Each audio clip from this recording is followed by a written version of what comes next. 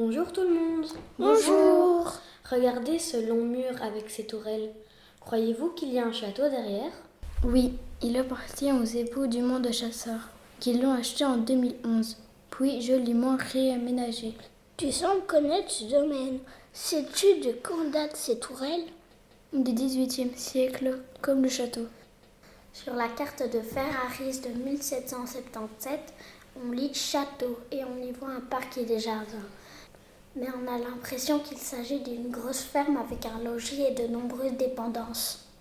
En effet, c'était la ferme château du seigneur de Merdorp, mais il n'y résidait que lors de son passage au village.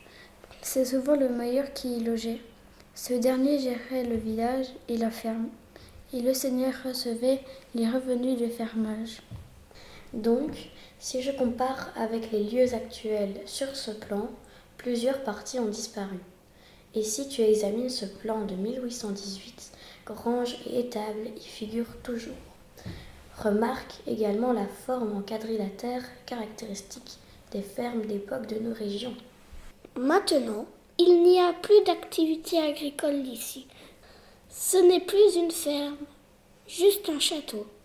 C'est vrai qu'à Merdorp, il ne reste que 2 fermes en activité. Avec mon instituteur, j'ai étudié les changements agricoles dans nos régions durant les derniers siècles. Je peux vous en parler? D'accord.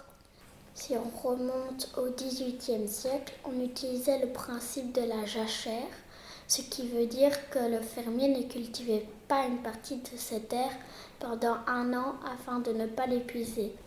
Il en profitait pour la nourrir de fumier de déjection d'animaux, comme des moutons qu'il y laissait paître. C'est juste, mais à la fin du XIXe siècle, à l'ère industrielle, on a utilisé des engrais chimiques pour fertiliser les terres.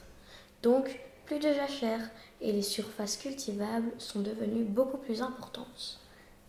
Et donc, plus de moutons? Certaines fermes ont alors élevé des cochons.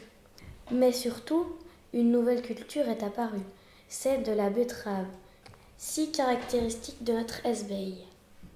À la fin du XIXe siècle, les 4 grosses fermes de Merdorp se partageaient cette nouvelle culture.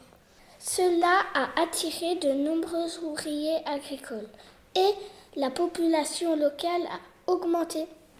Et par la suite, à l'entre-deux-guerres, les ouvriers agricoles se sont mis à leur compte. Savez-vous que dans les années 1930, on comptait jusqu'à 140 fermes dans le seul village de Merdorp? On comprend alors maintenant pourquoi de nombreuses habitations sont en fait d'anciennes petites fermes. A-t-on des photos du domaine et du logis? Oui, regarde le logis. Il a été reconstruit au XVIIIe siècle, puis réaménagé à la fin du XIXe siècle. Tu le vois sur cette photo de 1890. Le bâtiment est quand même haut. Il compte 3 niveaux. Et le dernier niveau est un vaste grenier. En 1940, il a servi d'hôpital militaire allemand lors de la bataille de Hanu. Et ce bâtiment-ci longeant la rue? Ce sont d'anciennes écuries. Sorcellerie! Pourquoi? C'est le nom d'un cheval élevé à l'époque. Vous voyez sur ces photos les plaques d'origine portant le nom des chevaux. Oscar, Griselda, Soliman, on prenait grand soin de ces chevaux. Ces écuries sont magnifiques. Et le parc de l'époque de Joseph de Ferraris existe toujours? Regardez ces photos, on peut imaginer la biodiversité de l'endroit, également superbement entretenu par le propriétaire actuel.